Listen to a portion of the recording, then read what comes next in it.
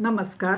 पुस्तक वाचन, लव जिहाद, दबलेले भयानक वास्तव, लेखिका सुनीला सोनी. आपलं 7वं प्रकरण चाललेलं आहे. तर त्याच्या प्रकरणाचं नाव आहे जिहादच. म्हणजे आतापर्यंत आपण एक काही मुलींचे अनुभव ऐकले, मग मानसोपचार तज्ज्ञांचं ऐकलं, पालकांची बाजू ऐकली, कायद्याच्या बाबतीत ऐकलं, असं बऱ्याच असे एक प्रकरणं करत आता हे प्रकरण म्हणजे जिहादच हे असं त्यांना का वाटतंय ह्याच्याबद्दल त्यांनी लिहिलेलं आहे. आतापर्यंतच्या अभ्यासातून मुस्लिम तरुणांच्या कार्यपद्धतीतील सूत्रबद्धता ध्यानात येतच होती. त्यामुळे या प्रकरणामागे विशिष्ट तत्त्वज्ञान कार्यरत आहे का? कोणत्या प्रेरणेतून मुस्लिम युवक आपलेच डावपेच लढवतो आहे ह्याची तपासणी करणे, त्यासाठी इस्लाममधील जिहाद या अत्यंत संवेदनशील अशा प्रमुख प्रवाहाचा अभ्यास करणे हा माझा अध्ययनाचा शेवटचा टप्पा होता. मुस्लिम मनाचा शोध या अत्यावश्यक गरजेपोटी विविध पुस्तके धांडोळण्याचा, संदर्भ तपासण्याचा प्रयत्न चालविला असता जिहाद आणि मुस्लिम समाजाच्या स्त्रीविषयक दृष्टिकोनाचा प्रभाव या प्रकरणामागे असावाच असे लक्षात यायला लागले.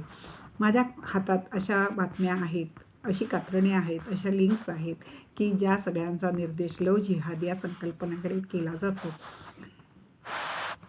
त्यांनी परिशिष्ट 2 पाहायला सांगितले या बाबतीत.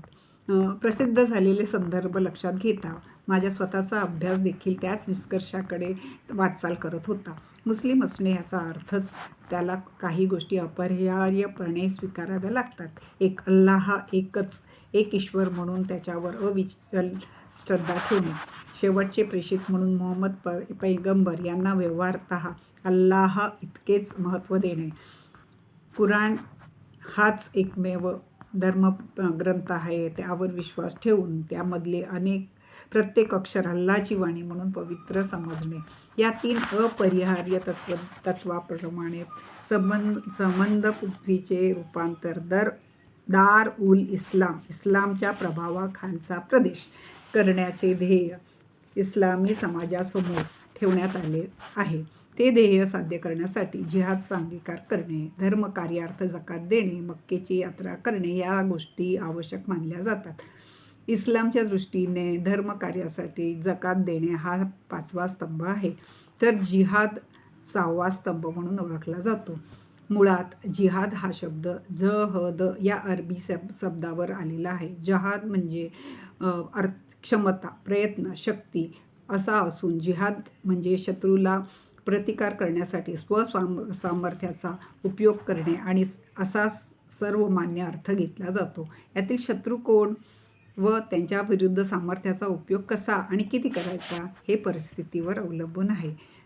ब्रॅकेटमध्ये त्यांनी लिहिलं आहे मुस्लिम मनाचा शोध, पृष्ठ 312. जेव्हा जिहाद हा अल्लाच्या कार्यासाठी केलेला असतो तेव्हा आपले सर्व प्रयत्न, पराकाष्ठा, संघर्ष केवळ अल्लाच्या प्रसन्नतेसाठी आणि त्याचा धर्म आणि त्याचे नाव त्याच्या प्रतिष्ठेसाठी आहे असा होतो. कुराण मस्जिदच्या शेवटी दिलेल्या पारिभाषिक शब्दावलीत जिहादचा अर्थ असा दिला आहे, कोणत्याही ध्येयपूर्तीसाठी आपली संपूर्ण शक्ती पणास लावून जीव तोडून प्रयत्न करणाऱ्यास जिहाद असे म्हणतात. अल्लाहच्या मार्गात जेव्हा अडथळे निर्माण केले जातात तेव्हा त्या विरोधाचा आणि शत्रुत्वाचा संपूर्ण सामना करणे जिहादचा भाग आहे. मुस्लिम मनाचा शोध, पृष्ठ 312. इथे हे लक्षात घेतले पाहिजे की कुराणमध्ये मनुष्य जातीचे 2 भाग पाडले आहेत. श्रद्धावान हे अल्लाहच्या पक्षाचे असतात, कुराण 5:56, 58 आणि 22, व श्रद्धाहीन सैतानाच्या पक्षाचे असतात, कुराण 19:45, 58, 19. अशी सुस्पष्ट विभागणी असल्याने लढा कुणाविरुद्ध द्यायचा याचेही स्पष्ट उत्तर प्रेषितांच्या मार्गदर्शनातून मिळते. आपले वित्त, प्राण आणि वाणीने अनेकेश्वरवादाच्या विरुद्ध लढा असे सांगणारी हदीस 23.33 असे आहे. जिहाद किंवा त्या अर्थाने शब्द कुराणात एकूण 35 वेळा येतात. जिहादचा उद्देश कुराणात स्पष्टपणे देण्यात आला आहे. त्यांच्याशी तोपर्यंत युद्ध करा जोपर्यंत उपद्रव नष्ट होत नाही. अल्लाहसाठी जीवन व्यवस्था प्रस्थापित व्हायला हवी. कुराण 2.193. आणखी एका आयातीत श्लोकात असे म्हटले आहे की हे श्रद्धावंतांनो, अश्रद्धवंताशी युद्ध करा इथपर्यंत की हिंसाचार शिल्लक राहू नये आणि धर्म सर्वस्वी अल्लाहसाठी व्हावा. कुराण 8.39.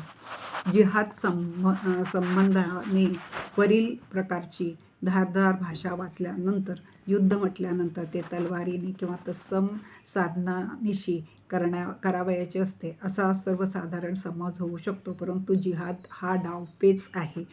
मिशकात उल मसबीह प्रकरण 23 हदीस क्रमांक 101 ह्याच्यामध्ये ते म्हटलेलं आहे. असे मार्गदर्शन स्वतः मोहम्मद पैगंबर यांनी आपल्या अनुयायांना केले आहे. म्हणजे जिहाद म्हणजे डावपेच. एकदा या जिहादकडे डावपेच म्हणून पाहिले की मुस्लिम युवकांकडून होणाऱ्या सूत्रबद्ध प्रयत्नांची कारणमीमांसा उलगडू लागते. सुन्नाह अबू दाऊद या हदीस ग्रंथाचे भाषांतरकार आणि इस्लामाबादच्या इस्लामिया विद्यापीठातील इस्लामिक रिसर्च इन्स्टिट्यूटचे प्राध्यापक अहमद हसन म्हणतात की इस्लामच्या संदर्भात जिहादचा अर्थ इस्लामच्या प्रसारासाठी कार्य करणे आहे. व्यापक अर्थाने जिहादमध्ये धर्माचा प्रसार करताना अल्लाहच्या कार्यासाठी प्रामाणिकपणे केल्या जाणाऱ्या सर्व प्रयत्नांचा समावेश होतो. तो प्रयत्न मग रणांगणावरील लढाई असो की शाळात शिकवणे, सार्वजनिक भाषण करणे किंवा इस्लामवर साहित्य लिहिणे असेल. मुसलमान मनाचा शोध पृष्ठ 313.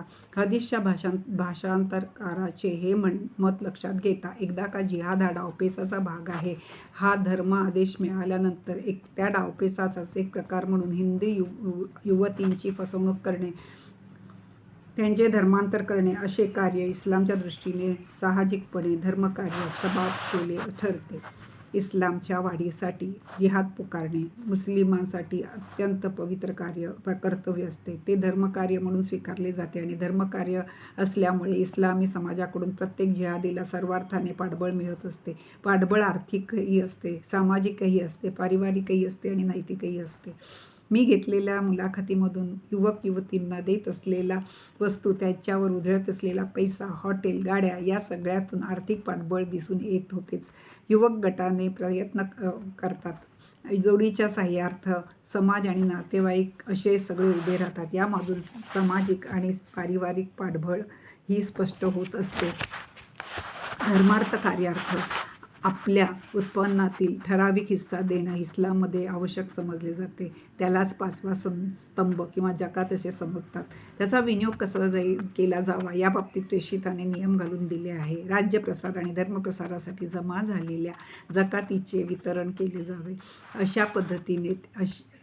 अशी पद्धत त्या काळापासूनच प्रचलित आहे. हे दान तर खऱ्या अर्थी फकीर आणि गोरगरिबासाठी आहे आणि त्या लोकांसाठी जे दान वसुलीचे कामावर नेमले आहेत त्या लोकांकरता त्याची जमाई अपेक्षित आहे. तसेच हे मुसलमानांच्या मुक्ततेसाठी आणि कर्जदारांना मदत करण्यासाठी, ईश्वरी मार्गात आणि वाटसरूच्या सेवेसाठी उपयोगात आणण्यासाठी आहे. हे कर्तव्य आहे. कुराण 58.7. ईश्वर मार्गात हा शब्द सर्व मान्य आहे, पण सर्व सत्कर्मे ज्यांनी अल्लाह प्रसन्न होत असेल या शब्दाच्या अर्थात मोडतात. जकातचा माल सर्व प्रकारच्या सत्कृत्याचा खर्च केला जाऊ शकतो, परंतु इस्लामी विद्वानांच्या बहुसंख्येच्या मते या ठिकाणी फिसबिल्लाहने अभिप्रेत जिहाद फिसबिल्लाह अल्लाहच्या मार्गात जिहादच्या अर्थात आहे. म्हणजे काफिर जीवनावस्थेला नष्ट करून तिच्या जागी इस्लाम जीवनव्यवस्था प्रस्थापना करणे या हेतूने जे प्रयत्न केले जातात त्या प्रयत्नात जे लोक सक्रिय असतील त्यांच्या प्रवास खर्चासाठी, सवारीसाठी, शस्त्र, साहित्य आणि इतर सरंजाम उपलब्ध करण्यासाठी जकातीने मदत केली जाऊ शकते. मग ते स्वतः सुस्थितीचे लोक का असेनात, आपल्या गरजांसाठी त्यांना आपल्या मदतीची गरज का नसेना. दिव्य कुराण सटीप मराठी भाषांतर पृष्ठ 314. काफिर जीवनव्यवस्थेला नष्ट करून अल्लाहच्या कार्यात पुढाकार घेणाऱ्यासाठी जकात उपलब्ध होत असल्याने जिहादींना पैसा कुठून मिळतो या प्रश्नाचे निसंदिग्ध उत्तर मिळते. आपण आता इथेच थांबू. तुम्ही माझं ऐकताय त्याबद्दल मी खूप आभारी आहे.